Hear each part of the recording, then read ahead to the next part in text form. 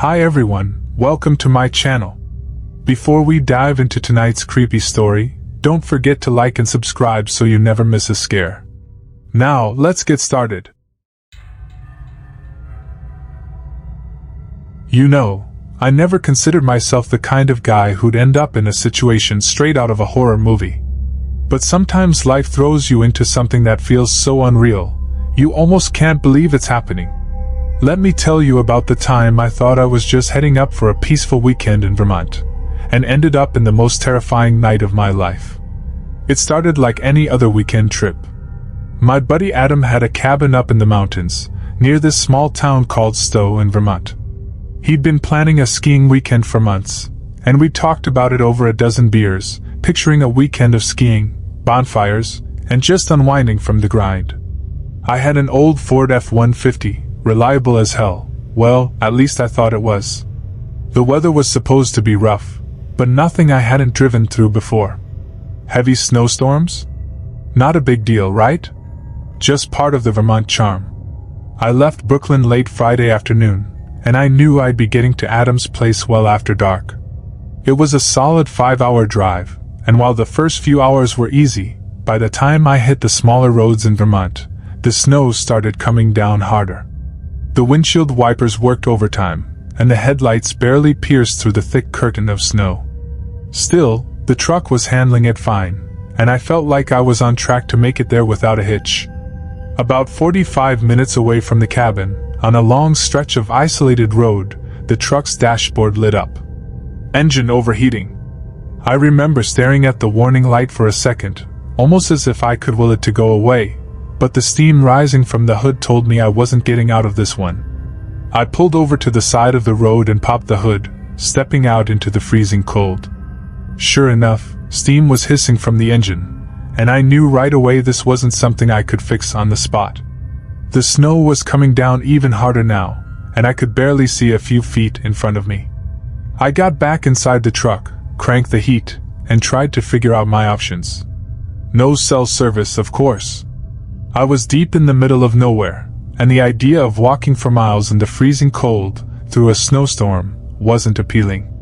The only thing I could do was keep the engine running enough to stay warm, without pushing it too hard. I figured I'd wait for a car to pass by and flag them down. It seemed like a solid plan, except for one problem. Not a single car came by for what felt like hours.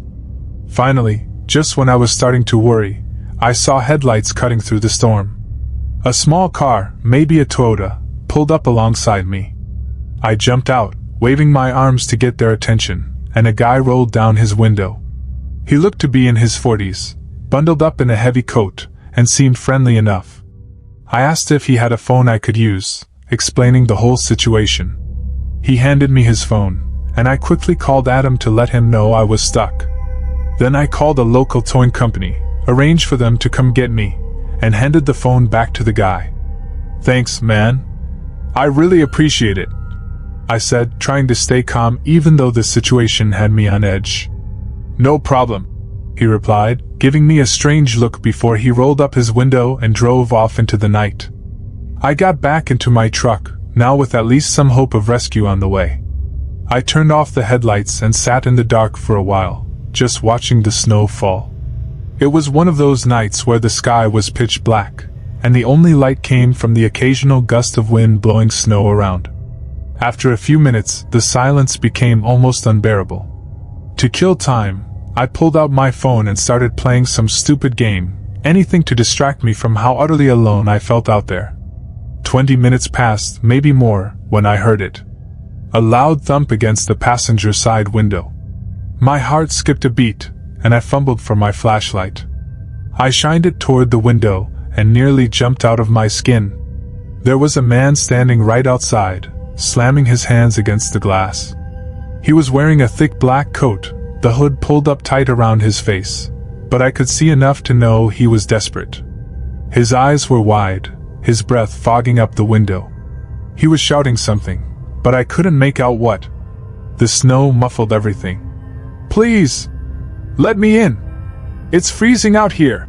he screamed, his fists pounding harder on the window. I froze. Something about the situation just didn't feel right. There was no way he'd just come out of nowhere. How long had he been standing out there? Where did he come from? And why was he so intent on getting inside my truck? I yelled back through the glass. "Sorry, man. I can't let you in. I'm waiting for a tow truck." But he didn't stop. He tried the door handle next, jerking it violently. The lock held, but the sound of the door rattling made my heart race. "Please, man. I'm begging you." His voice was desperate, panicked. But there was something in his tone that made my skin crawl. It didn't sound like fear. It sounded like he was trying to convince me of something, like a bad salesman pushing a deal that was too good to be true. I didn't know what to do. Every instinct told me to stay locked in. My truck might have been overheating, but at least it was safe. The guy outside was losing it. He slammed his fists against the window again, harder this time, and for a split second, I thought he might actually break the glass. That was it. I didn't care if my engine was about to blow up. I turned the key, and the truck roared to life. I slammed my foot on the gas, and the truck lurched forward, wheels spinning in the snow before finally catching traction. As I pulled away, I caught one last glimpse of the guy through my rearview mirror. He was still standing there, hands outstretched, watching me drive off into the night. My heart was pounding, and I kept glancing in the mirror, half expecting to see him running after me, but he didn't. He was just gone. I should have felt relieved, but something didn't sit right. Why had he been out there? Where did he come from? And then it hit me. I hadn't seen any other cars for miles, except that Toyota earlier. Could it have been the same guy? I was still reeling from the shock of the encounter, my hands gripping the steering wheel as I navigated the winding road through the thickening snow. The truck's headlights cut through the flurries, but my mind was racing with anxiety. Each shadow cast by the trees felt ominous, and I was hyper-aware of every sound, the wind howling, the crunch of snow under the tires, and the engine sputtering ominously as I pushed it harder than I should have. As I drove on, I finally spotted the glow of headlights up ahead, and relief flooded through me. It was the tow truck, a beacon of safety amid the relentless storm. I pulled over, my heart still pounding, and jumped out to meet the driver, a burly man with a thick beard and a welcoming smile. "Hey there! Thought you'd be stuck out here forever," he chuckled, but I couldn't bring myself to laugh along. "What happened? Did you hit something?" "No, the engine just overheated. I was waiting for help when..." I hesitated, my voice trailing off as I considered whether to tell him about the man outside. "A guy came by, begging to get in. It was weird." The tow truck driver raised an eyebrow. "You don't want to let strangers in your vehicle, especially out here. People can be desperate, you know?" He didn't need to elaborate. I could see the wisdom in his eyes. As he hooked up my truck, I kept glancing back down the road, half expecting to see that man materialize out of the shadows again. But the snow was falling heavily now, masking any movement beyond the beams of our headlights. It was unsettling how quickly the atmosphere had shifted from calm anticipation to creeping dread. "All right, let's get you out of here," the driver said, pulling me back from my thoughts. "Where to?" "Stowe, just up the road," I replied, feeling an odd mix of gratitude and residual fear. The tow truck's engine roared to life, and as we drove, I tried to shake off the memory of that man, but the encounter gnawed at me like a persistent itch. The journey felt long, with the storm obscuring everything beyond the window. But the driver, Mike, was friendly and chatted about the local scene, his voice a comforting presence in the thick tension of the night. We drove through small towns, the occasional light flickering in the distance, the world outside transforming into a winter wonderland, illuminated by the soft glow of street lamps.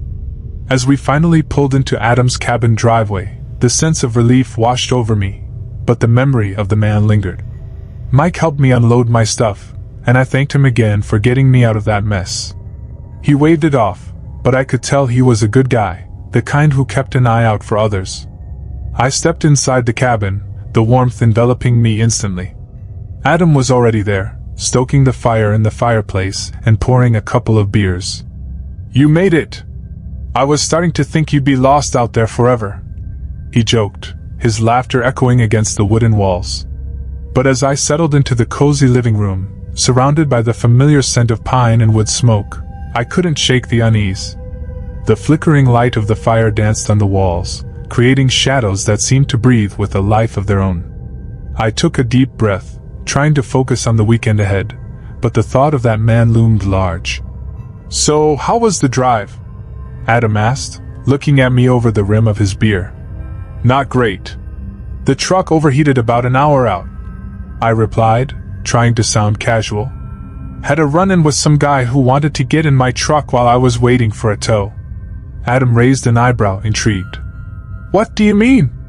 Was he just a hitchhiker?" "No, it was different," I said, recalling the man's desperate pleas and haunting eyes. "He was really insistent, and I just had this gut feeling not to let him in. I don't know, it felt off.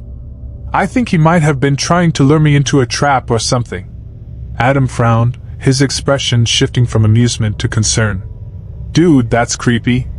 What if he was trying to rob you or something?" "Exactly," I exclaimed. "But it gets worse. When I drove off, I saw the Toyota parked up the road, and I swear it looked like the same guy who'd just been begging to get in. I think he was waiting for me." A chill ran through the room, and Adam's face paled slightly. "Man, that's messed up. Are you sure you're okay? You look like you've seen a ghost." "I'm fine, just shaken up," I said, trying to brush it off. But deep down, I could feel the knot in my stomach tightening.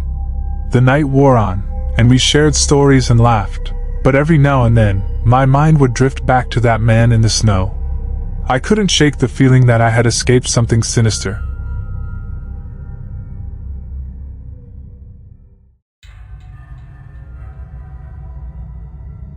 I was 17 when I had my first girlfriend, Rachel.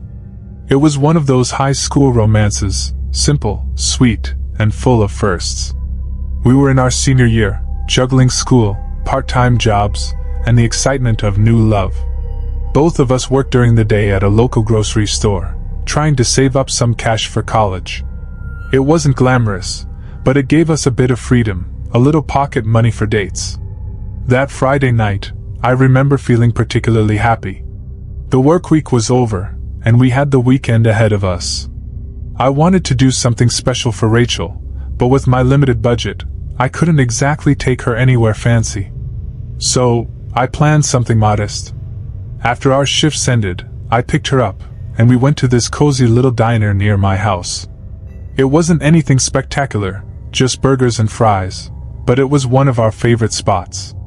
We spent the evening laughing, talking about school, our friends, and whatever else came to mind. It was perfect in its simplicity. After dinner, I drove her back to her place, intending to call it a night.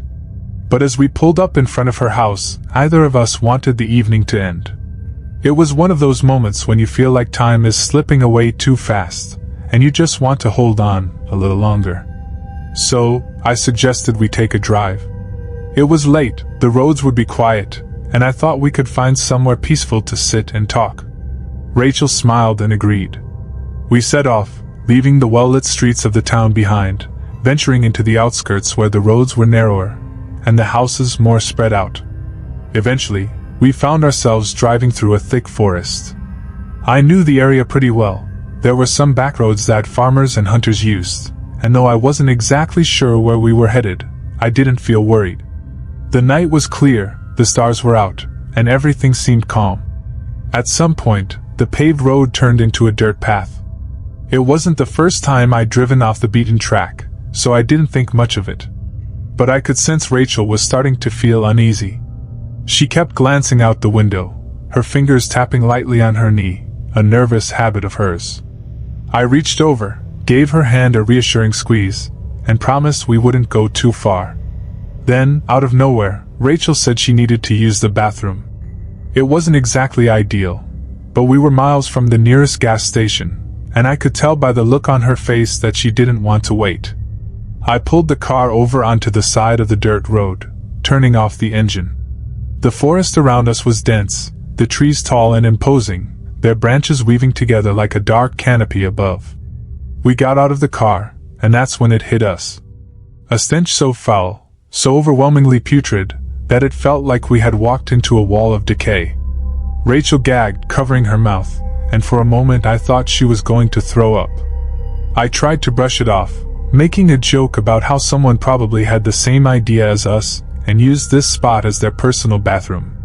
But even as I said it, I didn't believe it. There was something unnatural about that smell, something that didn't belong. Rachel was visibly uncomfortable, but she nodded, determined to get it over with. I told her to stay close to the car while I walked a bit further into the trees. The smell didn't fade the further I went, which was odd. I expected it to dissipate, but it hung in the air, thick and inescapable. After a few minutes, I hurried back to the car. We were both on edge now, ready to leave. But as we walked back toward the car, we heard it, a loud snap coming from somewhere to our left. The sound of a branch breaking. Rachel froze, her hand gripping my arm tightly. My heart raced as I scanned the darkness, trying to see what had made the noise. Maybe it was a deer, or some other animal, I thought. This was the woods, after all. Animals were bound to be out here at night. But then, we heard it again. This time, it was closer. Rachel whispered that we should get back in the car, her voice trembling. I didn't argue. I reached for the door handle, but before I could open it, a scream cut through the night. It wasn't just any scream. It was high-pitched, raw, and full of terror, a sound that clawed its way into my chest and settled there, gripping my heart in a cold fist. Rachel grabbed my arm, pleading with me not to go toward the sound.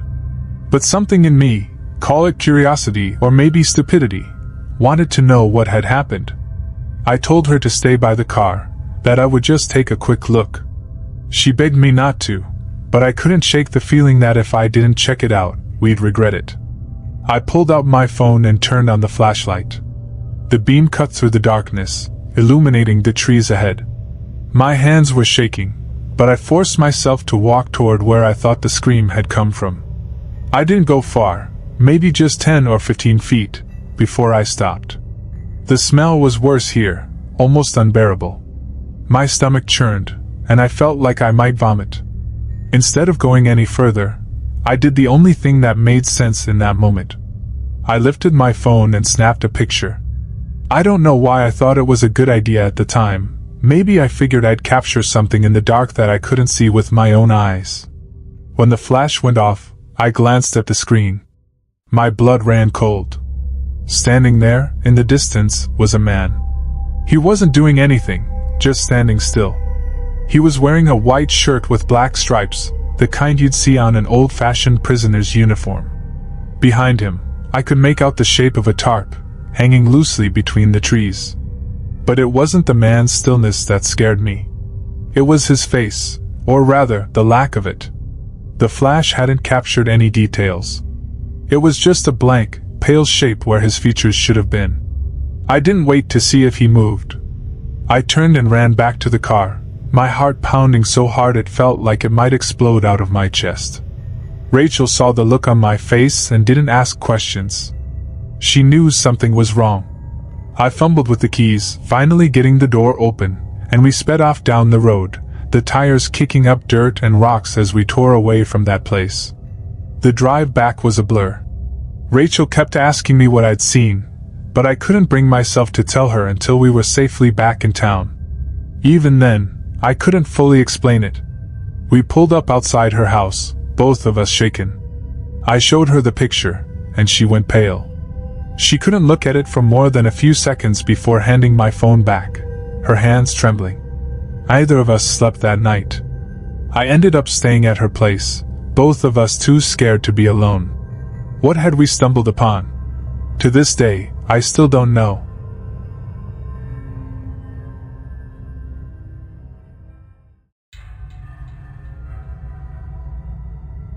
It was the summer of 2011, and I was just shy of my 19th birthday.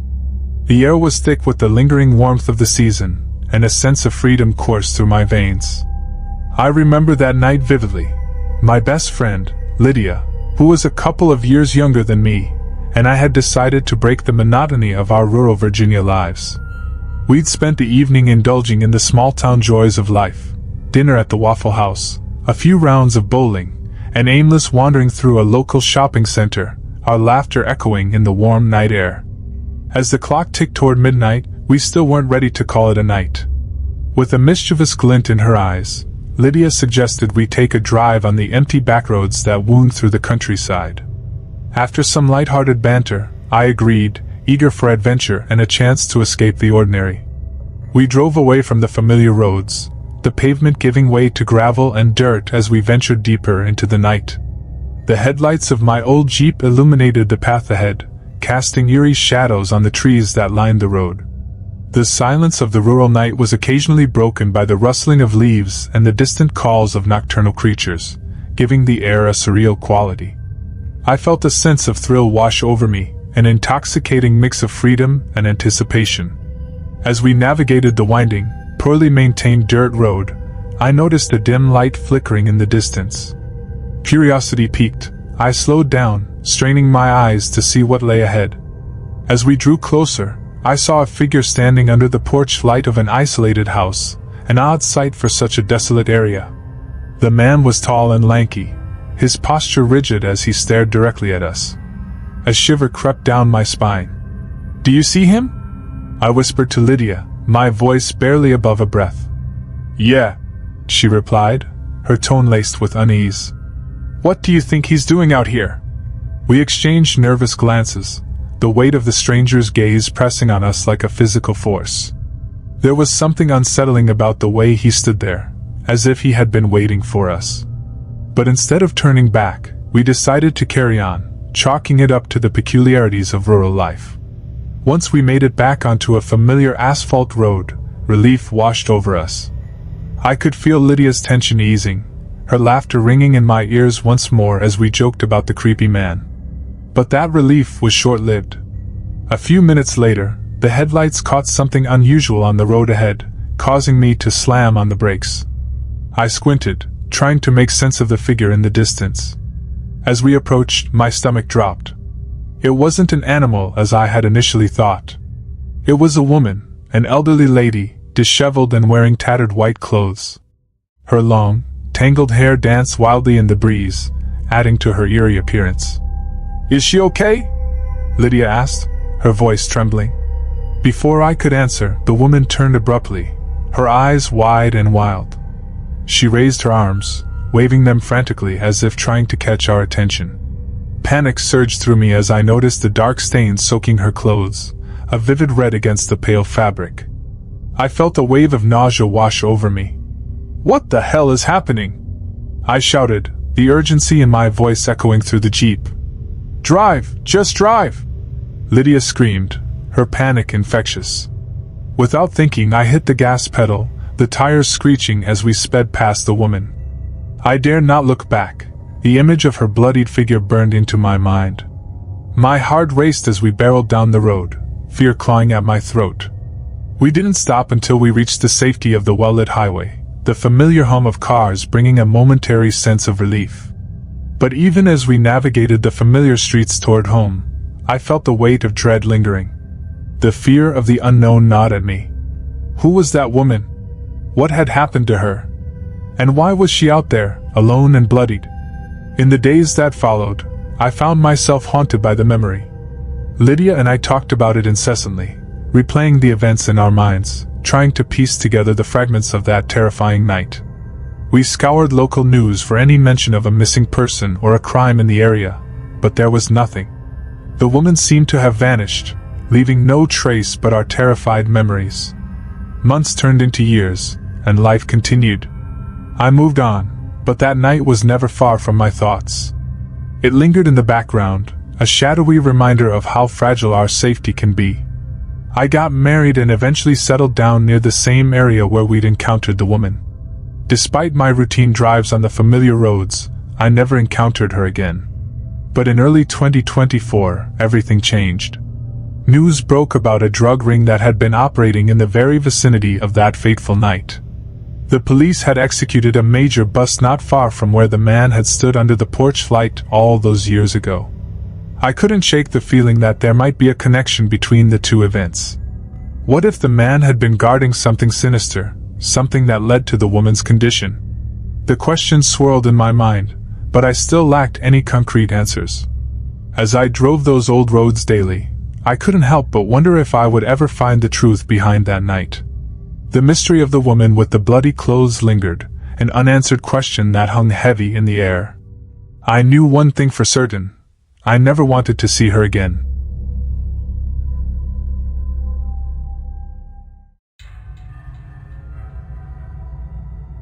It was a warm summer night in late July when I found myself driving home after a long day at work.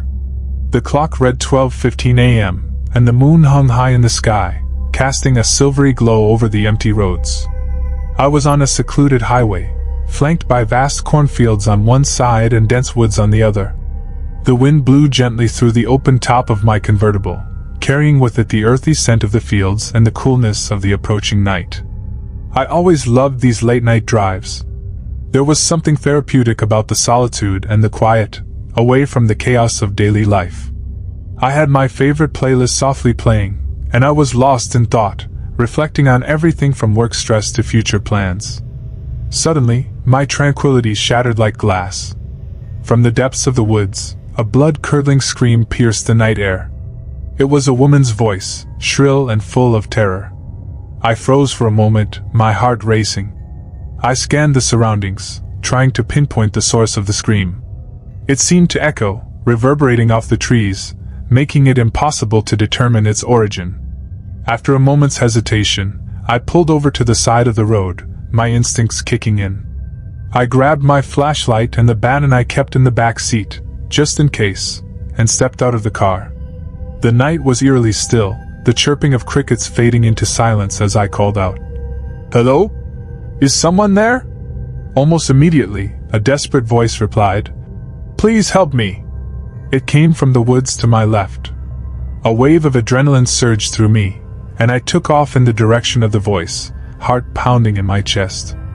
I was determined to find this woman and help her. As I plunged into the forest, the darkness enveloped me, the only light coming from my flashlight beam cutting through the night. I called out again, urging her to keep yelling so I could find her. "Just keep shouting! I'm coming!" I shouted back, pushing through branches and stepping over fallen logs. But as I ran deeper into the woods, an unsettling realization struck me. No matter how fast I moved, the sound of her cries remained at a constant distance. It was as if I was running in place, no closer to her than when I had first heard her. Panic began to creep in, twisting my insides. The thought flashed through my mind, what if this was a trap? What if someone was luring me into the woods? My instincts screamed at me to turn back, and just as I was about to do so, the screaming stopped abruptly. A heavy silence settled around me, and I felt an ice-cold shiver run down my spine. I had been trained to recognize danger, and every fiber of my being told me to retreat. I turned on my heel and sprinted back the way I came, the sound of leaves crunching underfoot echoing like a heartbeat in my ears. But the moment I began to run, the screams resumed, yet they sounded different this time. They were closer, more frantic, as if something was right behind me, pursuing me through the darkness. My mind raced with thoughts of what could be lurking just beyond my flashlight's reach. My breath came in ragged gasps, and I felt like a prey animal being hunted. When I finally burst into the clearing where I had parked my car, I felt a rush of relief. I didn't waste a second. I jumped into the driver's seat, slamming the door shut behind me. My hands shook as I fumbled with the keys, heart racing as I turned the ignition. The engine roared to life, and I peeled away from the side of the road, tires screeching on the pavement. As I sped down the highway, I could still hear the echoes of her screams reverberating in my mind. I drove faster than I ever had before, feeling the cool night air whip against my skin. I wanted nothing more than to put as much distance between myself and that haunting forest as possible. When I finally reached the nearest town, I pulled over at a gas station, my hands still trembling as I reported the incident to the police. The officer on duty listened intently, taking notes, but I could see skepticism etched on his face. "You didn't see anyone? Just heard a scream?" he asked, raising an eyebrow. "I swear I heard her. She was in trouble, I insisted, desperation creeping into my voice. But as I recounted the details, I couldn't shake the feeling of doubt that settled in my gut. What if I had imagined the entire thing? What if it was a figment of my overactive imagination, fueled by exhaustion and the solitude of the night? Despite the officers' assurances that they would investigate, I felt a gnawing dread in the pit of my stomach. I had lived in this town my entire life, but now it felt foreign, tainted by the horrors of the night. I went home, my mind replaying the events over and over, searching for any sign of rationality, but I found none. All I could think about was that woman's voice, filled with fear and despair. The next few days passed in a haze. I tried to go about my life, engaging with family and friends, but the nagging thought of that night never left me. I felt like I was trapped in a nightmare, one I couldn't wake up from. The image of the woods loomed in my mind like a dark shadow, and every time I closed my eyes, I heard the echo of her pleas for help.